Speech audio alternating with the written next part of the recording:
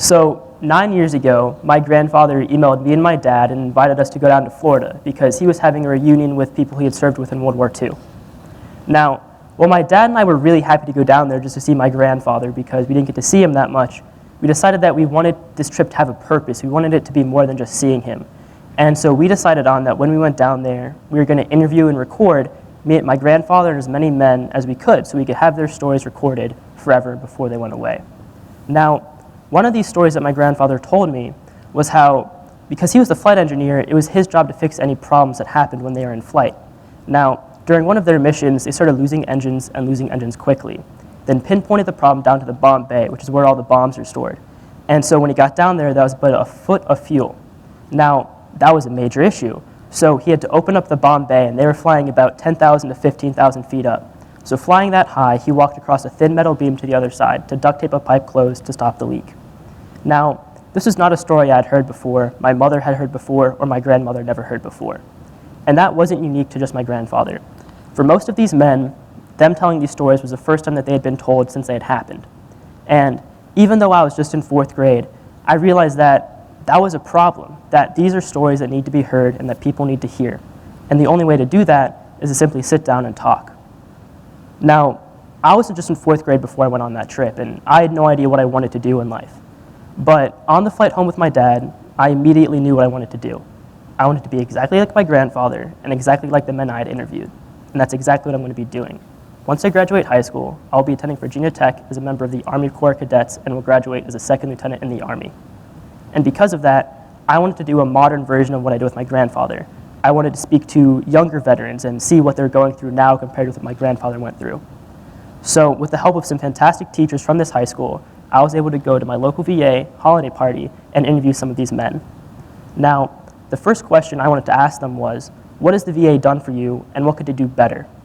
Now, when I first started asking this question, it was very awkward. I didn't know how to approach them or give them enough time to answer.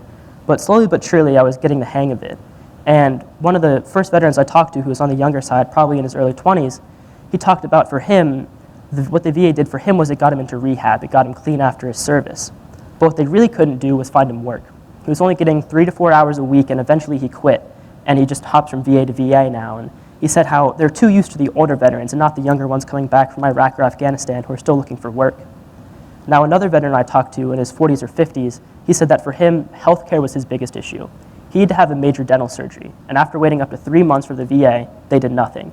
He had to pay out of pocket, and it almost made him homeless because he lost a lot of his rent money. Now, that wasn't unique to just him. For most of these veterans, they had back issues, knee problems, hearing loss, and these issues weren't addressed by the VA. They are understaffed, underpaid, and underfunded. And we read about this online in news stories, on websites, and you think, wow, that's really bad. But seeing a face to the issue, seeing how these men and women, how they're affected, it made an issue personal for me for something that I haven't gone through. And the second question I wanted to ask them was, how can someone like me, someone who hasn't served, how can someone like me approach you, a veteran, and ask if you need help, if you want to talk? And the first answer I got was one that was a lot deeper and darker than I had expected. One veteran told me how we aren't Rambo, we aren't Superman, and these issues affect us like they affect you. We need the same help, but people don't really think of us that way. Now, he talked about how when he first came back from Afghanistan, he had a brother who was 15 or 16 years old. Now, he was suffering from depression and PTSD, and his brother came up to his room one day and just asked if he wanted to talk. Not about his service, not about what he did, but just talk in general. For him, that was a turning point. It made him realize that he needed help and he needed to see someone. And that's something that we have to realize is that sometimes just by listening, by opening up a topic of conversation, you can really help someone. But on the flip side of that, we also have to realize that we can't do everything that we think we can. One veteran told me quite bluntly, but it was something I needed to hear. He told me that, you don't understand me. You didn't go through what I went through. Doctors, psychiatrists, therapists, they don't help me. The only people that help me, that I talk to, are other veterans because they at least know what I went through. And that's one of the few things that the VA does very well. It provides a support group of men and women who understand each other, who can, even though not in serious conversation, talk to each other and try to help each other out. And these conversations are so important because they can save a life. According to the VA mental health report, 20 veterans commit suicide a day. Of over 100,000 veterans returning from Iraq and Afghanistan, over 25% have been diagnosed with one or more distinct mental illness within their first year of returning from combat, with the median number being 3. Now, I'm not a mental health expert or a veteran, so I can't speak from the perspective of either, but I can tell you that this number is way too high. Sometimes, by just sitting down and talking, you can open up an issue and try to help them. Now, by doing this, you have to realize that these issues are widespread, and like I said before, you can't do everything to help. With a lot of these men, they don't want to talk about it.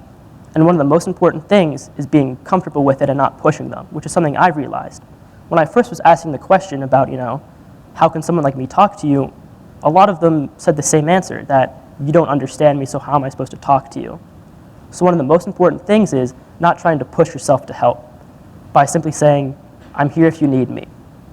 That phrase, I'm here if you need me, affected many of these men. Their families, they didn't serve. They were the first in their family to serve after 9/11. So when they came back, they felt alone. They didn't have the sense of brotherhood that they have over in Iraq or Afghanistan. But that phrase, I'm here if you need me, it opens up an entire door. It's not saying, what can I do to help? What can I do for you? It's saying, I'm here for you. And for many of them, that's what opens them up to finding help. And these men and women, they're willing to give their life for you. So the least we can do is give them some of our time. Thank you.